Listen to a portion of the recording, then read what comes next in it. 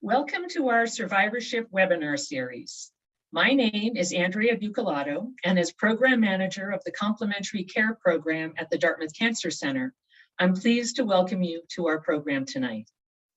Here at the Dartmouth Cancer Center, we define survivorship as beginning at cancer diagnosis and continuing through and beyond cancer.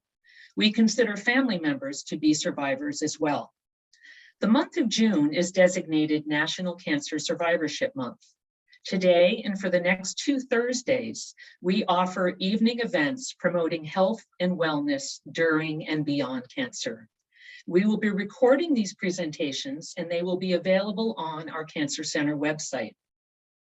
Our program today is on coping with the emotional impact of cancer. Please use the Q&A features for any questions that you have during the presentation, and we'll do our best to answer them. Our speaker tonight is Sivan Rotenberg. Sivan is a clinical health psychologist at the Dartmouth Cancer Center and an assistant professor in the Department of Psychiatry. Sivan has been working in the field of oncology for the past 10 years and is passionate about helping patients and their care partners navigate the cancer experience. We look forward to hearing your presentation, Sivan. Thank you, and good evening, everybody. So we're going to talk today about what I hope will be a really practical discussion at the end. And my goal is by the end of this presentation for everyone to feel like you may have gotten 1 or 2 skills that you can take away from today and start using either later today or tomorrow. So I hope that you find something useful as we're chatting through today.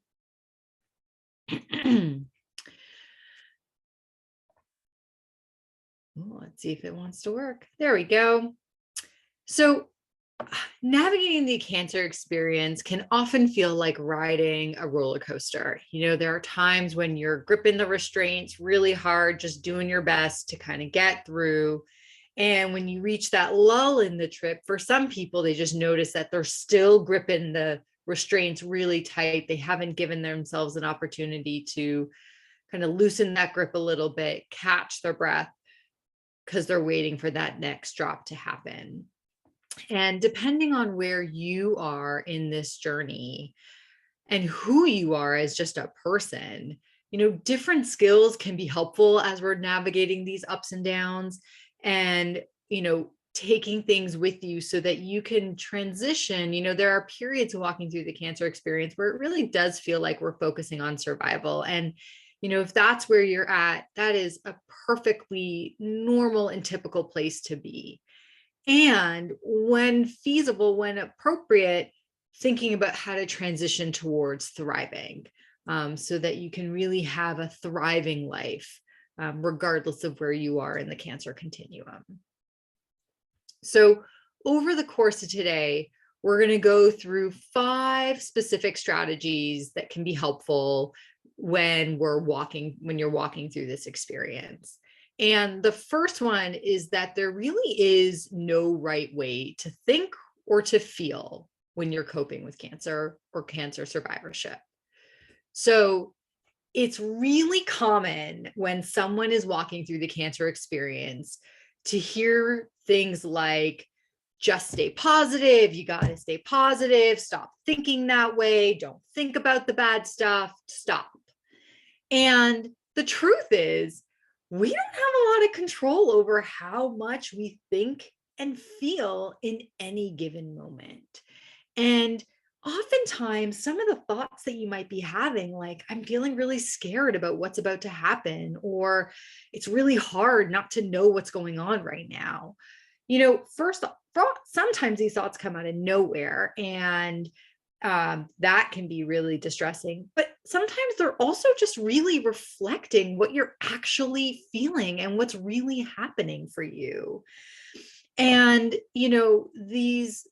this common theme around, you got to stay positive, don't think that way. We actually, in the clinical world, call this actually toxic positivity, right? Which is this belief that you need to be happy all the time. And part of the reason why we call it toxic positivity is because If you're genuinely scared, when you're trying to tell yourself, stop being scared, you're not genuinely expressing and acknowledging what's happening for you. And oftentimes it actually makes us feel worse, right? So trying not to be scared, not talking about it when that's really what we're feeling, can actually sometimes make us feel worse, not better. So what can we do differently? The first thing is to know that all thoughts and feelings are perfectly okay. Okay. You probably are noticing, or if you look back, that you feel lots of different things all at the same time, right? I've had people talk about how they might feel grateful that, walking through this experience has helped them really recognize what matters to them. And at the same time, they are scared out of their minds. And my goal for everyone is to learn how to work through all these emotions and feelings that we have. And I put a picture of a snow globe here because a common way that I like to think about walking through the cancer experience is like a snow globe that every once in a while keeps getting shaken. You get your diagnosis, it's gotten shaken. You start to kind of feel like the flakes are falling, and you get your treatment plan and it gets shaken again. And then you kind of get into the groove of treatment, and you're coming towards the end, or you're kind of spacing visits out, and that's going to shake your snow globe. And the goal is not for the snow globe never to get shaken. I wish that would happen, but unfortunately our snow globes get shaken all the time. So really what we want to do is, again, work on how can we work through it. And when it comes to kind of a working through skill, one of the most helpful things can actually be about learning how to pay attention to what are you feeling, right? Getting a sense of what is happening for me. We talk about this skill, name it to tame it. If we can name what's happening for ourselves, that takes away half of the fear around it. So one thing that you can consider starting to do, if this might be kind of use to you, is start to do a daily check-in once or twice a day. How are you feeling physically? What's happening for you emotionally?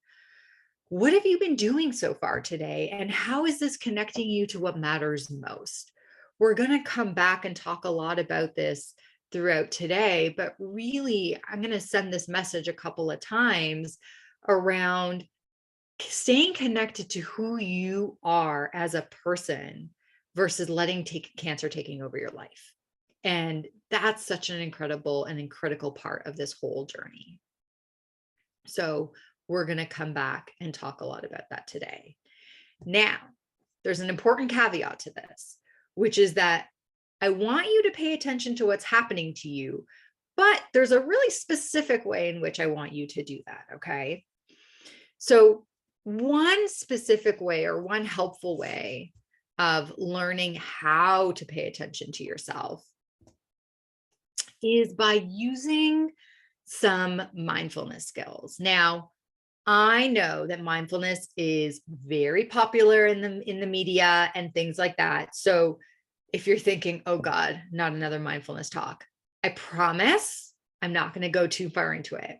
But what I do want to talk a little bit about is that when we can learn to be mindful or aware, kind of whatever word fits well for you, kind of being aware of what's going on for you, not from this place of kind of criticism, like, why do I keep feeling this way? Why does this keep happening to me? When will it get better? Right? That frustration with our experience. That's not mindfulness.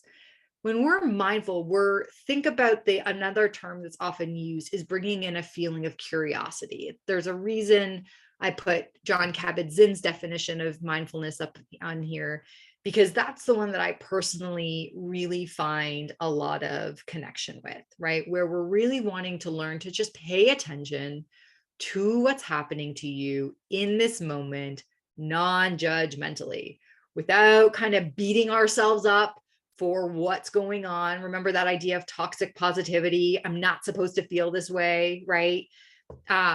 if you notice sometimes you're starting to feel stressed or overwhelmed, and then you think, oh no, I can't be stressed. That's going to make my cancer worse. Stop it, stop it, stop it. Ah, that's a sign that that's not mindfulness.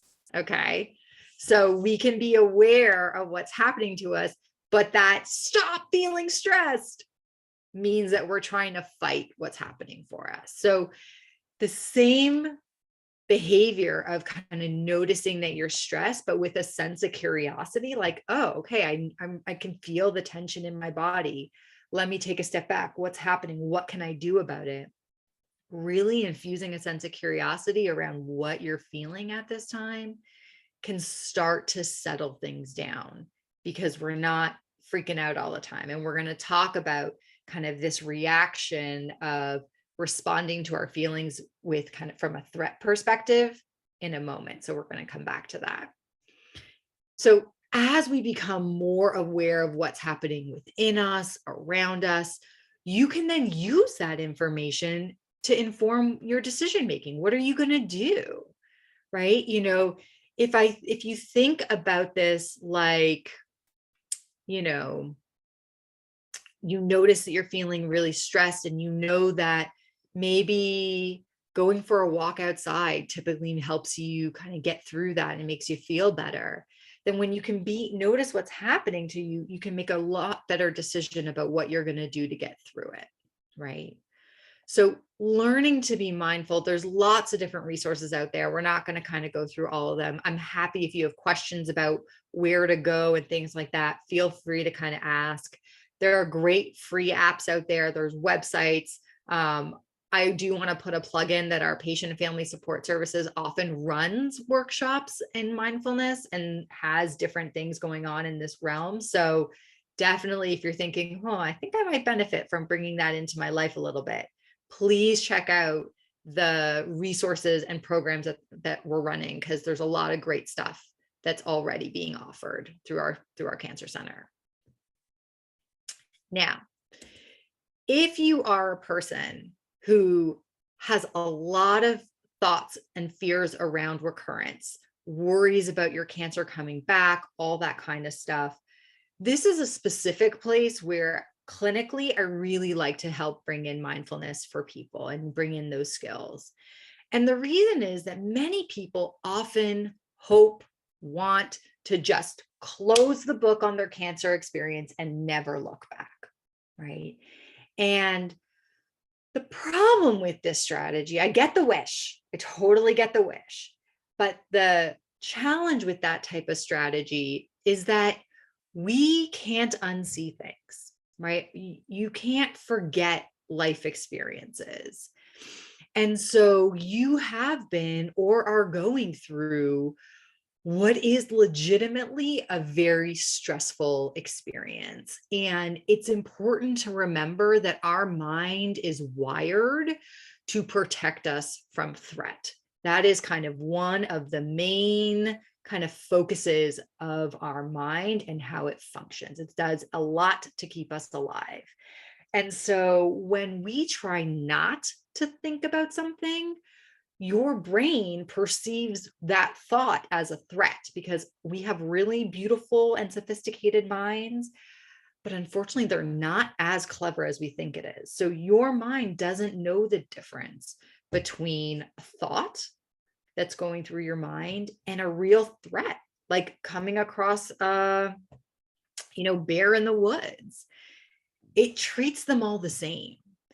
And so having thoughts and worries about your cancer coming back are common and typical, and they're especially normal, they're especially typical at specific periods of time, right? When you have a scan coming up, right? There's a real term for it. We call it scanxiety, right? Where getting nervous right before a scan, having, or blood work, if that's more relevant for your cancer, and kind of noticing that you're having difficulty sleeping, concentrating on the first few days leading up to those appointments, totally normal, very common experiences. And what we hope to see happen is that when you hopefully get good news, that anxiety can kind of die down and you're kind of good for a period of time where thoughts might show up about kind of your cancer or what's happening, but it's not stopping you from living a rich and full life today, right?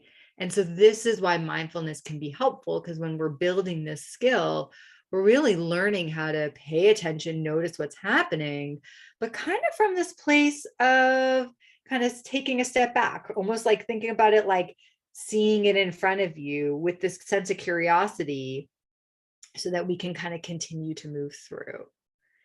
If you're listening to this today, or you know a loved one or someone who's gone through this experience, and you notice that you're having a hard time continuing to live today because you're so worried about the cancer, those thoughts, those worries are really taking over your life, then that would be a really great time to reach out to your medical team, your primary care provider, someone who you trust, to kind of see about getting connected to a mental health provider so that you can learn how to work more effectively with those thoughts.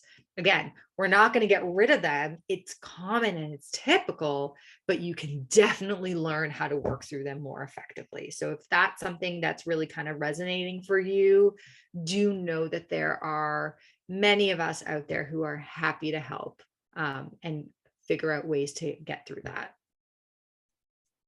Okay, I'm going to go to the second skill, but before I do, I want to check in with Andrea. Any questions that have come up so far?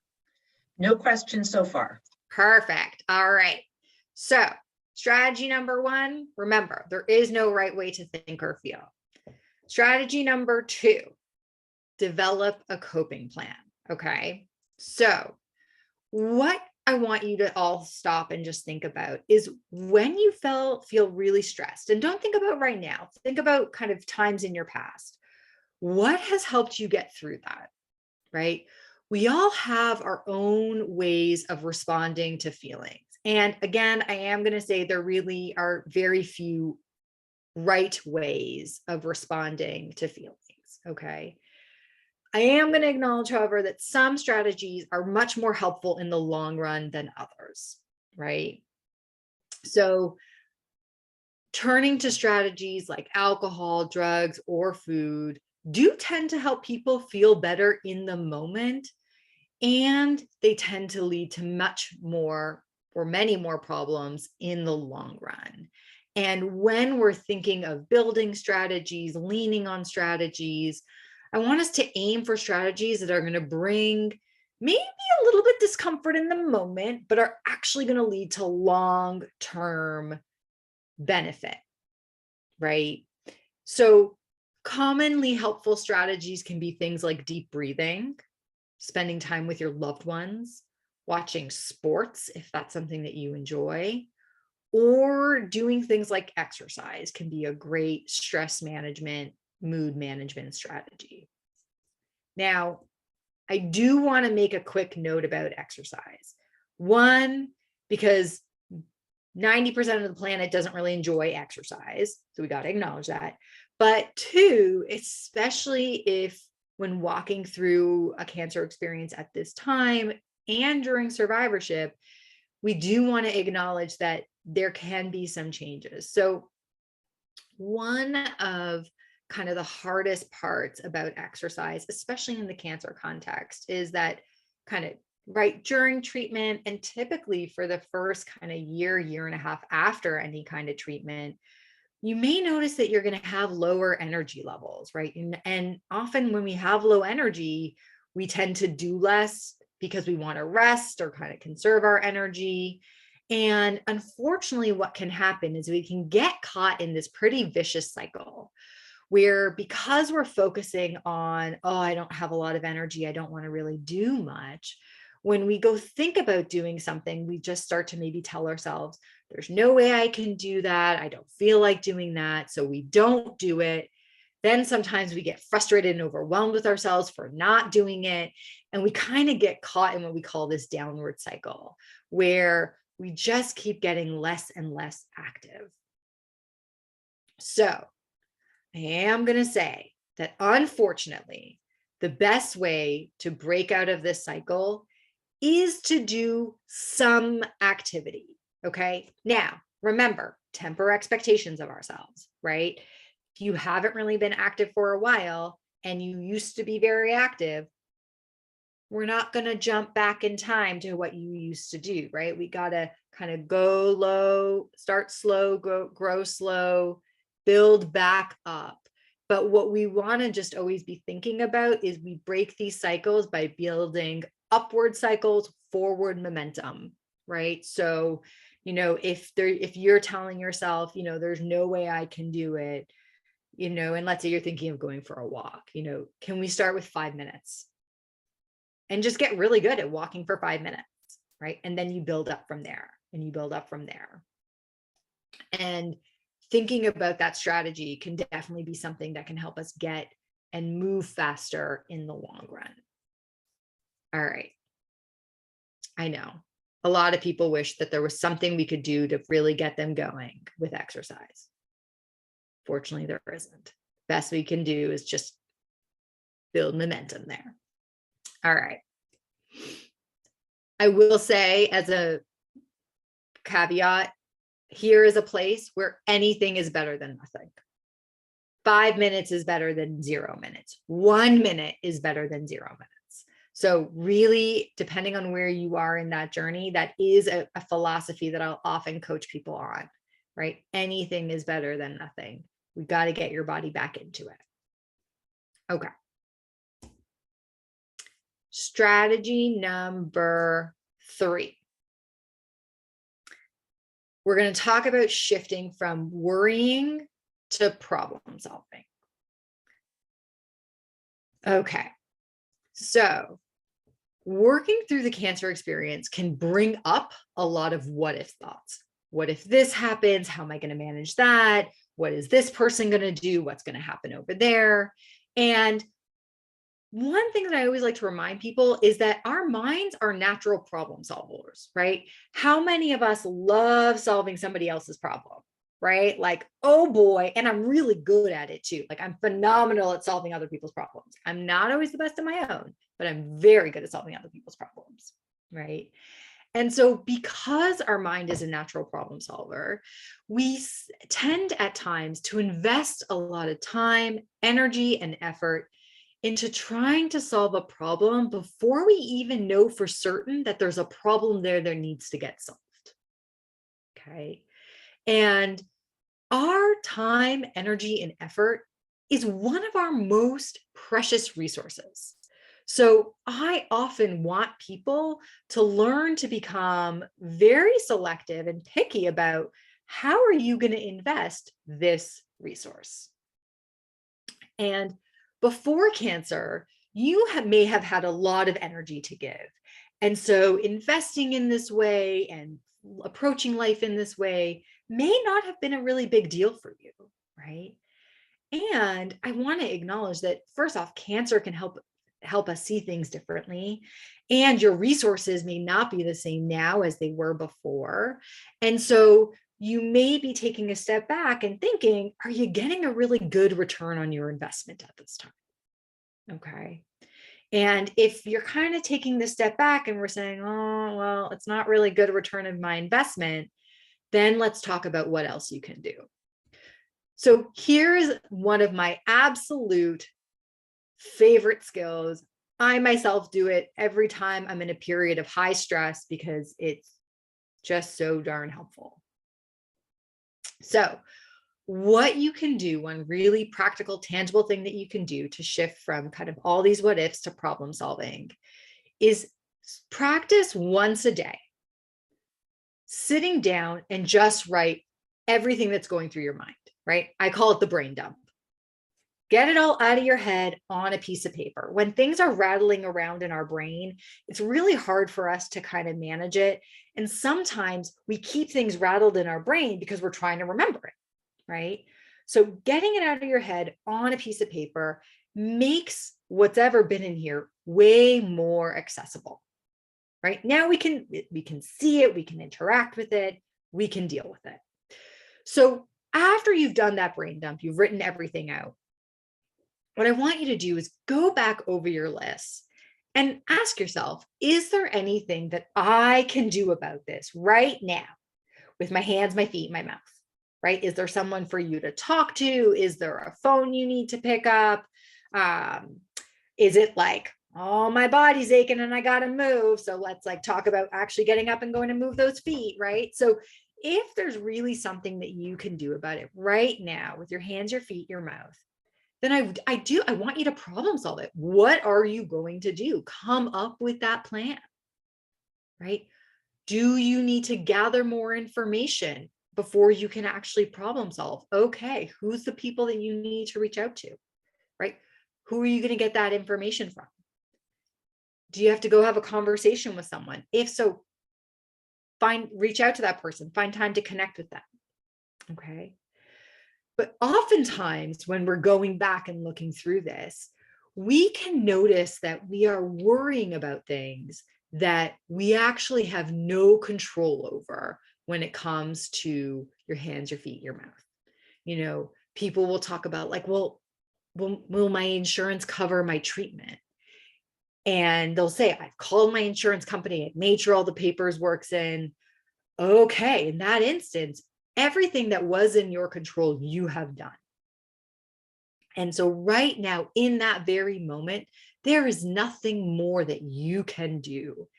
And so knowing that that's an issue, but giving yourself permission to kind of let it go at this time can again help us think about, okay, if I take back my energy from worrying about whether or not my treatment's going to be covered, where else can I go invest it? And one of the nice things about doing this practice on a more regular basis is that let's say something changes, right? And suddenly something that wasn't in your control, the ball's back in your court. Then great, shift to problem solving, right? So you're never in a permanent state when you do a practice like this, because we're really coming back to the here and now and what's happening right now for you. Right. And if, you really, there's nothing to do. I know it's easy to say to let your thoughts go. A thing I want to acknowledge is that thoughts can be like boomerangs. So you're going to notice that it's not going to like suddenly disappear and you're never going to have that thought again, right? It's going to come back, right? So when it comes back, you can quickly go through this. Okay, has something changed? Nope, still nothing and no balls in my court. Okay, let me shift and move on. If you have any difficulties with sleep and noticing that you do a lot of this thinking in bed, this is a really great strategy for you. So what I want you to do is at least 2 hours before bed, so not very close to bedtime, at least 2 hours before bed, do the brain dump, get it all out there, do some of your kind of problem solving, and then shift to winding down so that you can kind of help yourself get ready for bed. All right. Hopefully there's no questions, but if there are, I'm going to go through because I'm mindful of time and we'll come to them all at the end. Okay. So strategy number 5, probably if I did like thousands of asterisks, this would be the one that would get 1,000 asterisks. Having fun. So I always want people to remember you are a person with cancer. You are not a cancer person. Okay. And we can all walk through really scary and sad times and laugh at different moments as well, right? And sometimes the laughter, the connection is the most healing thing we can do for ourselves. So even if you're walking through the cancer experience, I want you to think about, are there ways for you to stay connected to what matters to you, even if it's different than how you participated before? Okay. So yes, it may not be the exact same way that how you participated in your life pre-cancer. And remember, anything is better than nothing. How can you participate today? Have conversations that have nothing to do with cancer. And if you need to, I am giving you all permission. If someone keeps asking about cancer, it is totally okay to say, hey, can we just talk about anything else other than my cancer? Right? We are people too, right? And you haven't lost all of your identity just because you have this diagnosis. Yes, it is added to your experience, but it doesn't erase everything else that's been a part of you. Okay. And this can be honestly one of the most difficult things to do because cancer is really good at absorbing our lives, and one of the most beneficial things that we can do. All right. Last but not least, strategy number 5, lean on your support network. So, one of the most common things I see people do when they're walking through the cancer experience is not share what's happening with themselves or what's going on for them with their care partners, with their loved ones. And often we do this, and people do this because they're worried about being a burden for other people. And they're worried about kind of how other people are doing. So they keep their feelings to themselves. They don't ask for help. And it's honestly coming from a really loving place. And unfortunately, what that can what that can lead to is people feeling like they're alone on an island all by themselves, right? People can start to feel really lonely and alone in what, again, is a really scary experience to have.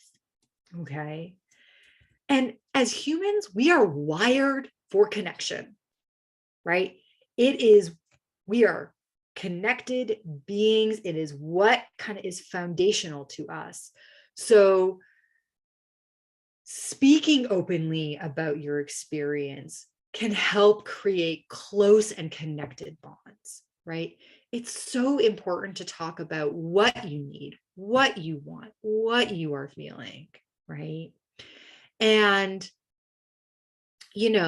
leaving things unsaid can often actually make things worse for the people who we were trying to help and protect, right? So just as I care for patients and I care for care partners and love and family members, and just as often as I hear my patients feeling powerless as they're walking through their cancer journey, I have care partners tell me the exact same thing, that they feel helpless because they don't know what a person needs, right? And I know this might sound strange, but one of the most kind and loving actions that you can take for your family and your care partners is to tell them what you need. Because most people want to help, but they don't know how. And giving them direction, telling them how they can help, lets them feel like I'm doing something to be helpful here, right? And that can be such a gift to give to people. Now, in that, when we think about ways of building connection, I do want to acknowledge that I want you, from your experience, to stop and think about, who can I rely on for emotional support? Okay, who's really good at that in my life? And who's really good at what we call task support, giving you rides to appointments, helping with meals, helping organize things, right? These are two very different kinds of support, and not everyone is capable of doing both. So when you're thinking about your support network, I want you to think about not just what kind of support you need, but I also want you to think about who, from your experience, is the best person to give you that support. And one of the hard things that this can bring up is that you might wish that someone could give you emotional support and recognize that they've never been able to do that.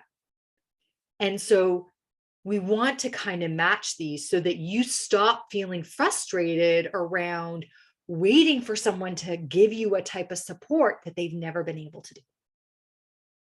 Okay. So that's a really important caveat to be thinking about when we're thinking around our support network and who to ask for help from. The other thing that I really want to kind of emphasize and kind of shout out is really consider joining a support group. So support groups are incredibly helpful if you are struggling with those feelings of loneliness, because in a support group, what we often recognize is, while you may be on your island, and you really may be in an ocean, there are many islands all around you. And while others may be having different experiences than you, there is also this shared experience that can help you feel connected and united. So looking for support groups that we run through the patient and family support services, looking at kind of other networks, depending on what your target audience is. There's great support groups out there for kind of parents or kind of young adults who are going through a cancer experience. There's all sorts of resources out there. And, I know all of us, my team, the patient and family support services is well connected and happy to get you help figure out what's a good match for you. So feel free, please don't hesitate to reach out. The support groups are great. I cannot say that enough. Okay. So we've gone through what I hope were 5 really practical strategies today. And again, I'm going to say it, pick 1 or 2. So we have this habit of being like, oh, I got to go do that. Oh my God, and I got to do that. And then we give ourselves this more long list of things that we got to do. Okay. So we're not going to do that here.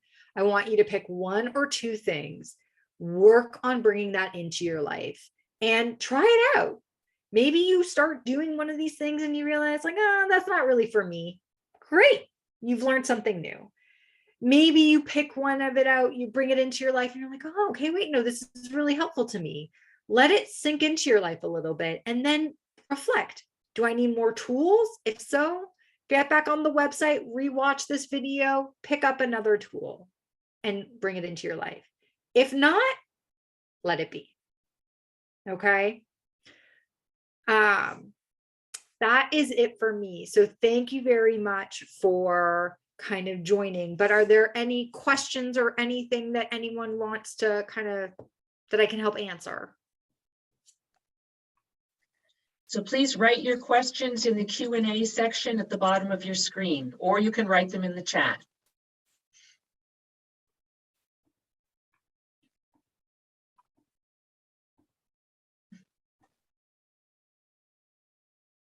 We'd love to hear from you.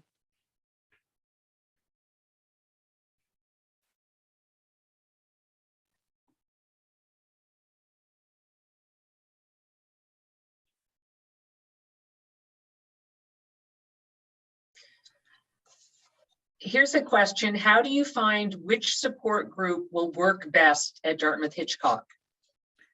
That's a great question. So what I would say is, again, this is where you can always call the patient and family support services, and they're happy to walk through and talk a little bit about kind of what you're looking for and what are good matches. Some people like support groups that are about their disease, right? So there are some disease specific support groups.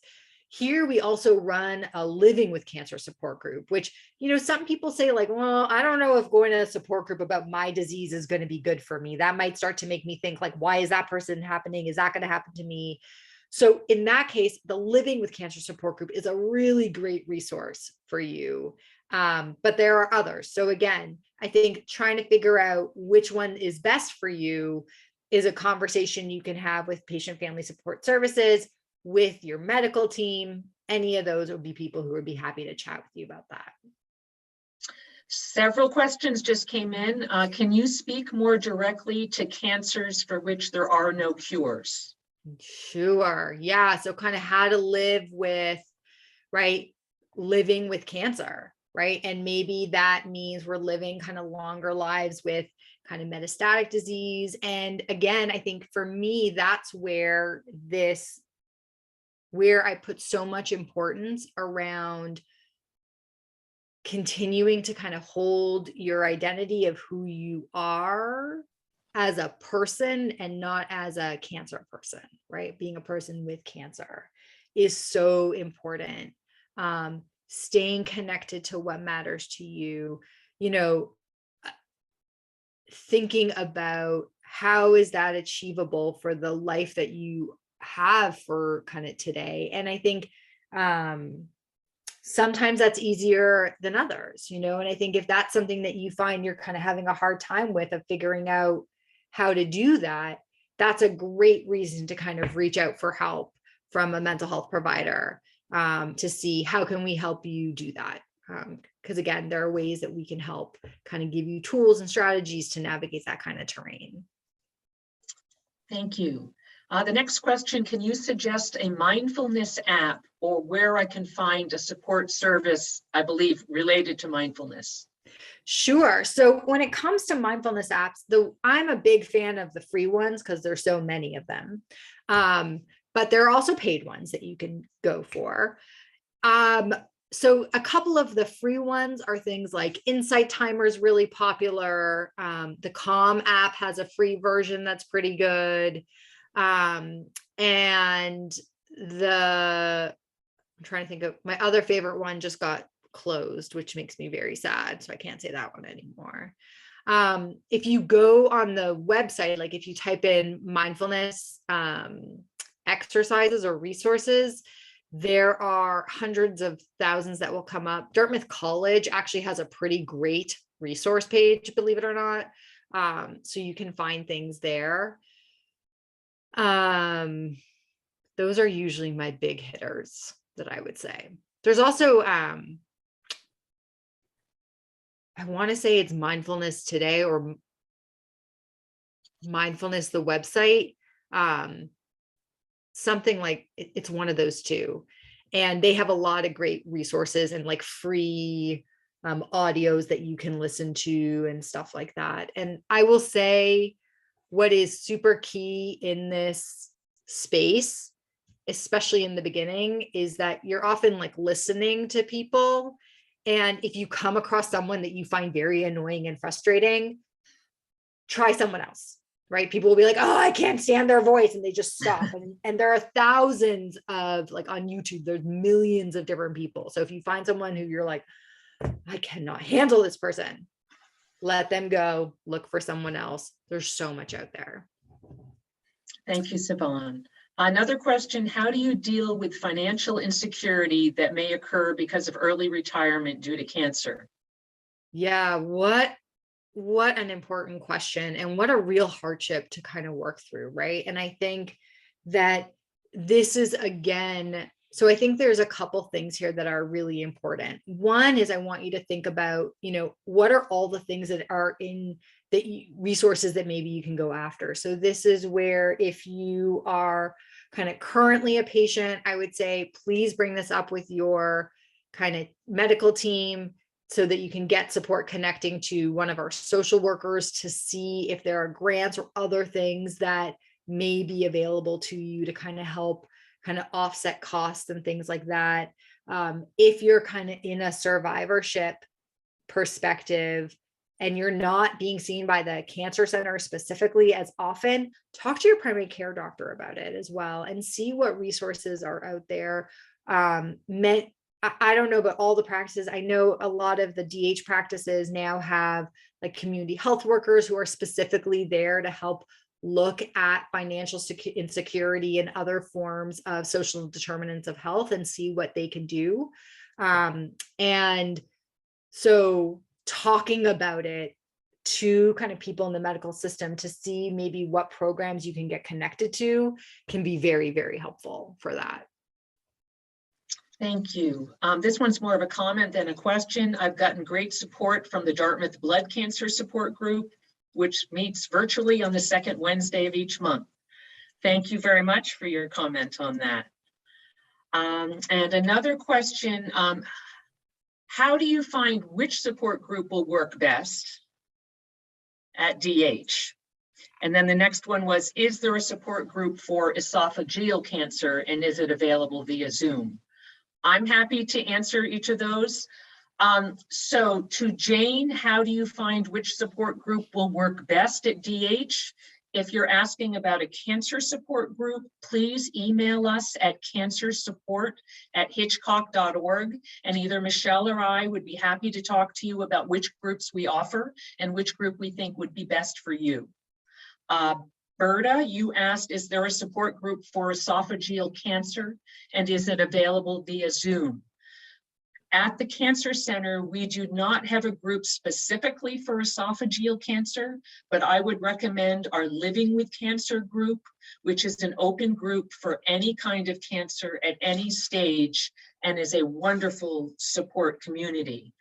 Also, Berta, you can email us at cancersupport@hitchcock.org, and we can look up what other groups there are that might be available online through other organizations. So we'd be happy to find you a group outside of the Dartmouth Cancer Center as well. So those are the questions we have so far. We have time for just a few more. Okay, here's one. As a patient at the Cancer Center, how do you go about getting mental health assistance? Yeah, so that's a great question. I would bring it up with your medical provider, and then they'll be able to talk about what kind of matches your needs.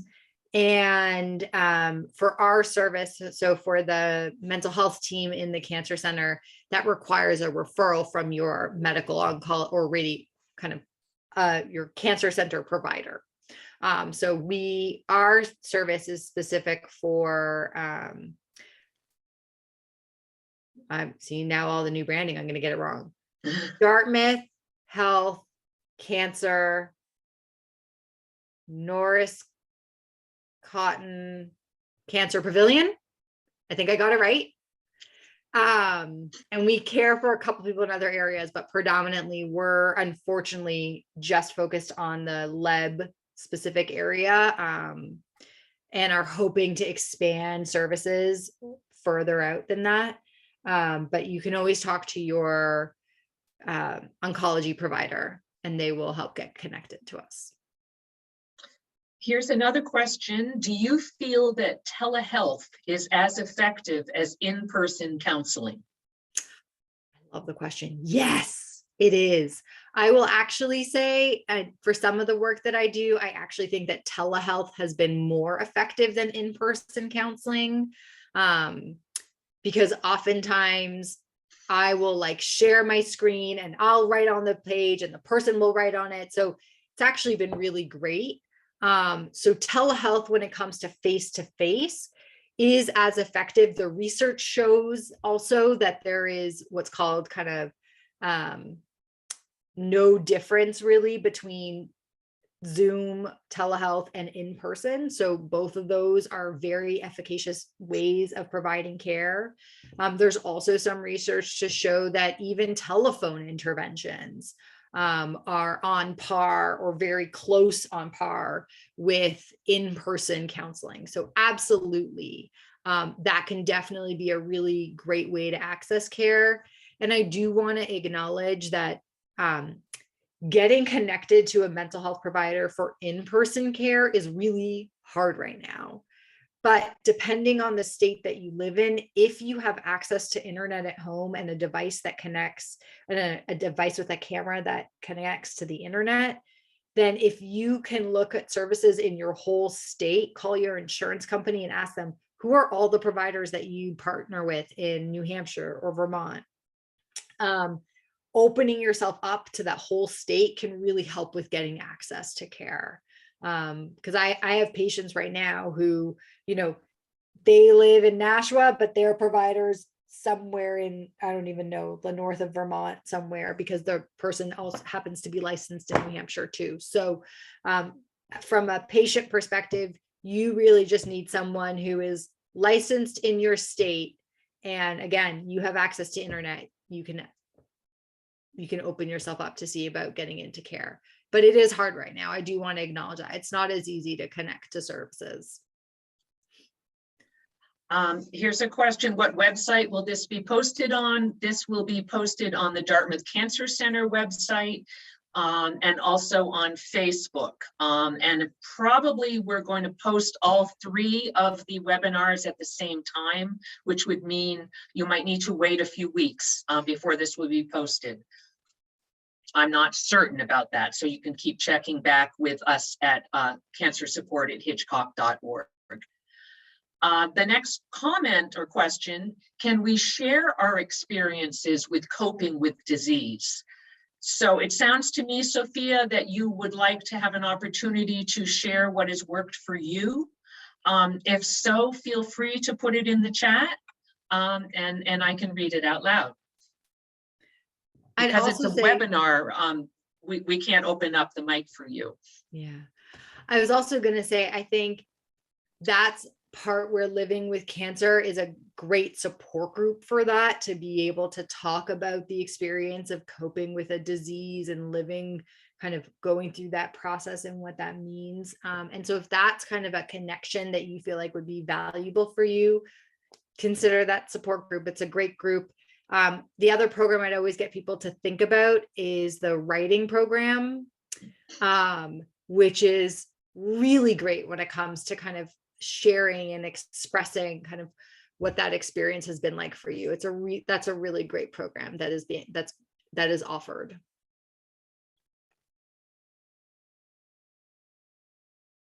Okay, I'm not seeing anything from anyone else. We'll just give you a few minutes. Oh, when does the Living with Cancer support group meet?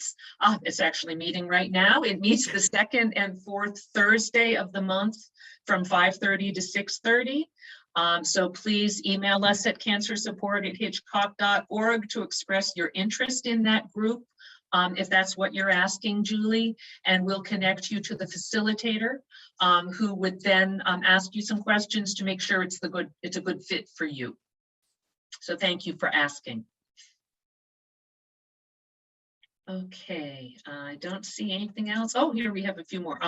How can I find out about the writing program?